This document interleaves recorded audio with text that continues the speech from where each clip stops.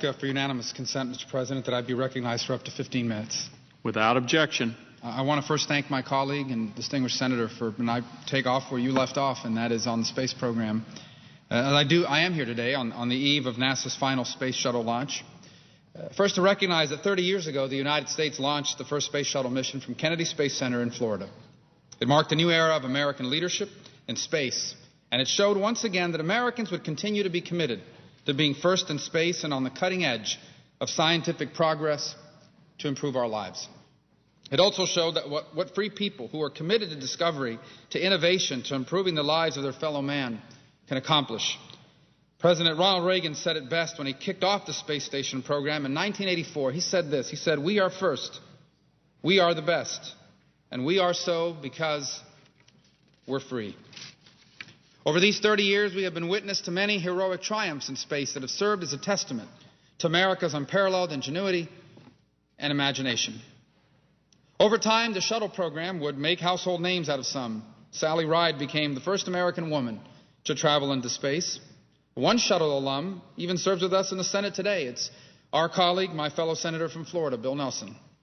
Of course, space exploration has always entailed risk-taking. It has always required putting one's life on the line. And because of this, the Space Shuttle's program's history also gave us moments of great pain, as we lost Krista McCullough and the Challenger crew in 1986, and then the Columbia crew in 2003. Each time, these tragedies forced us to ask ourselves, is space exploration worth it? And thank God, each time, America answered with an emphatic yes. And so today, on the eve of the final space shuttle launch, we celebrate the shuttle's program's remarkable feats, which exhibited many of the qualities that make America exceptional: courage, ingenuity, risk-taking, and an ability to accomplish what once seemed unthinkable.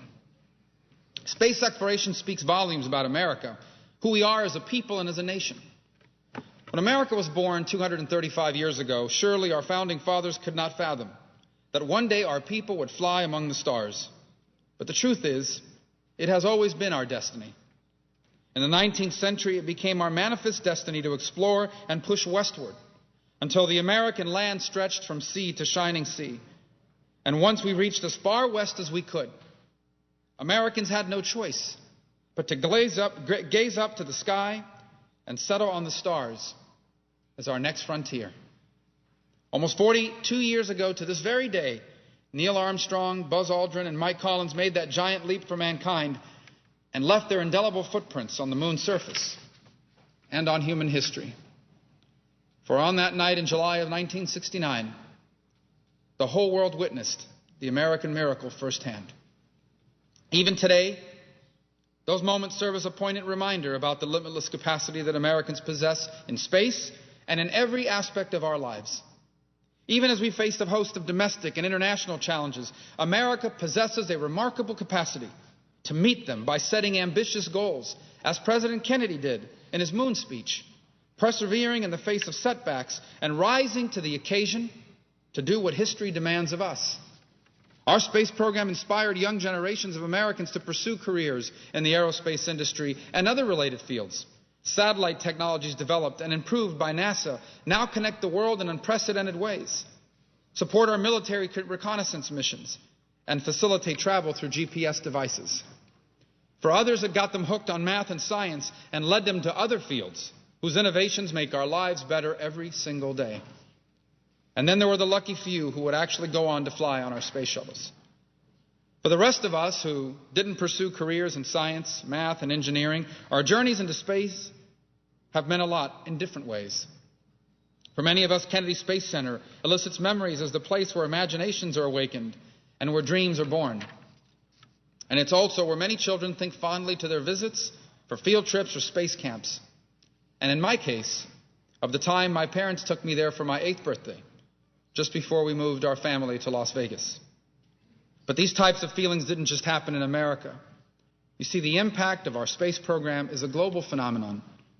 One needs to look no further than the various foreign currencies in the donation box down at Washington's National Air and Space Museum to understand what our space program means not only to Florida and our country, but for all of humanity.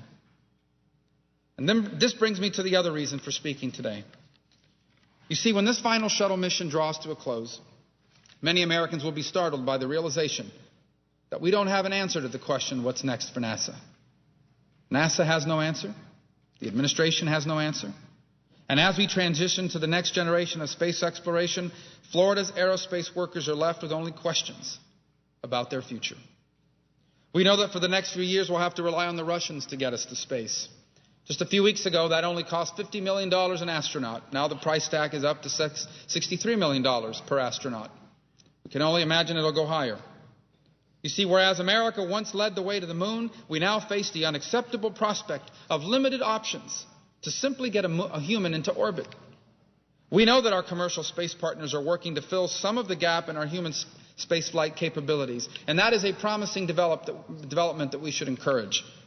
But we need NASA to lead. And I say this, I fully recognize that our nation faces a debt crisis because, quite frankly, politicians in both parties have spent recklessly for many decades. And it will require Washington to finally live within its means and for leaders to make tough choices about what our nation's priorities are. NASA is no exception.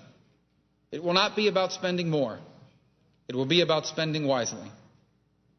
And so tomorrow, Americans will proudly watch as Atlantis takes off for its last flight. It will be a poignant opportunity to recall the entire 30-year history of the shuttle program and all that has been achieved in 50 years of NASA's existence.